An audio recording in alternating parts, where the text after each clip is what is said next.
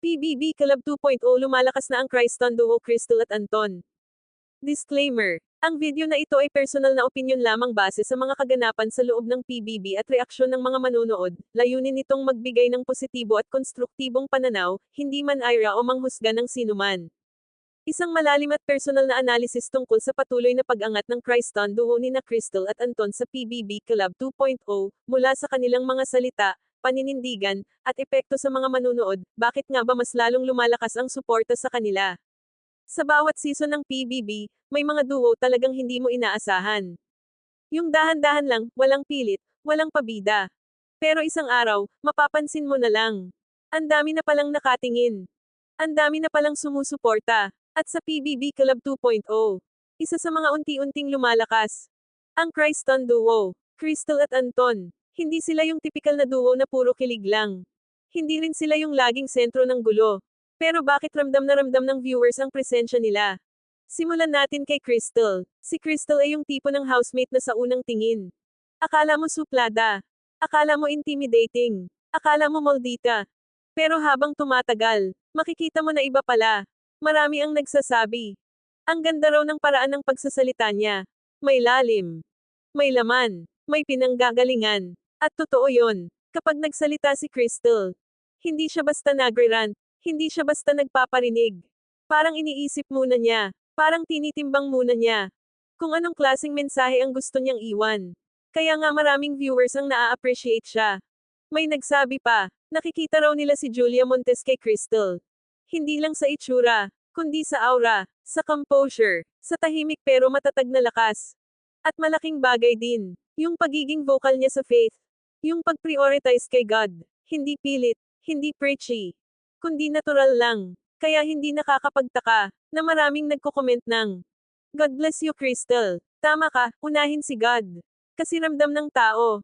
Na totoo. Pero hindi rin mawawala ang kritisismo. May mga nagsasabi, na makapal daw ang makeup niya. Na hindi raw bagay. Na parang pageant. Pero dito pumapasok ang isang mahalagang punto. Sa PBB, hindi lang personality ang hinuhusgahan. Kundi pati itsura. Pati estilo. Pati kung paano ka magdala ng sarili mo. At sa totoo lang, kung doon pa lang ay kaya nang tumayo ni Crystal.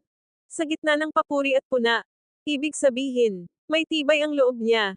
Ngayon, punta naman tayo kay Anton. Si Anton naman, isa sa mga housemates na madaling mahalin.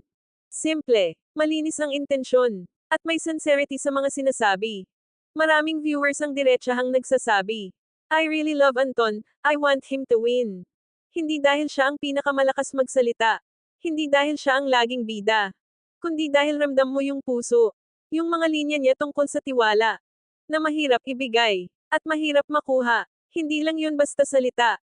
Parang pinaghugutan. Parang may pinagdadaanan. At dito nagiging interesting ang Criston. Kapag pinagsama mo si Crystal na may lalim mag-isip. At si Anton na may tahimik na puso. Nagkakaroon ng balanse. Hindi sila loud, pero ramdam. Hindi sila aggressive, pero consistent. At mapapansin mo rin, na ang suporta sa kanila, hindi lang galing sa iisang fandom. May nagsasabing, BBS Criston. May nagsasabing, BBS Criston and Ashrave.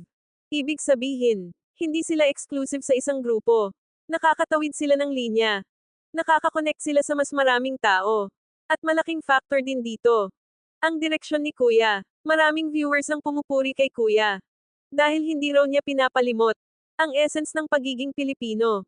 Yung paggamit ng impluwensya para mag-promote ng mabuti, ng tamang values. At sa ganitong environment, mas lalong nagsashine ang Criston.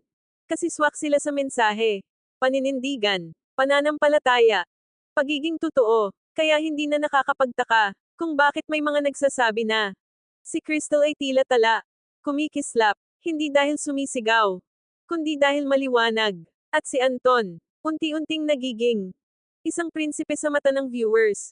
Hindi perpekto, pero may prinsipyo. Ngayon, ang tanong, hanggang saan aabot ang Criston?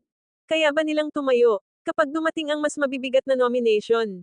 Kapag mas lumakas ang bashers? Kapag mas tumaas ang expectations? Dahil sa PBB, habang lumalakas ang suporta, mas lumalakas din ang pressure. Pero kung pagbabasehan natin, ang klase ng paninindigan nila ngayon, Ang paraan ng pagdadala nila ng sarili. May laban ang Criston. Hindi man sila ang pinakamaingay. Pero isa sila sa pinakatotoo. At minsan, yun ang mas tumatagal. Ikaw, ano sa tingin mo? Criston ba ang duo na aabot hanggang dulo? O isa lang sila sa mga tahimik na bituin? Na mas lalong kikinang sa tamang panahon? Ay comment mo lang ang opinion mo. At kung nagustuhan mo ang ganitong klase ng analysis, huwag kalimutang suportahan ang Buzz Pinas. Dahil dito, walang perpekto, pero may totoong kwento.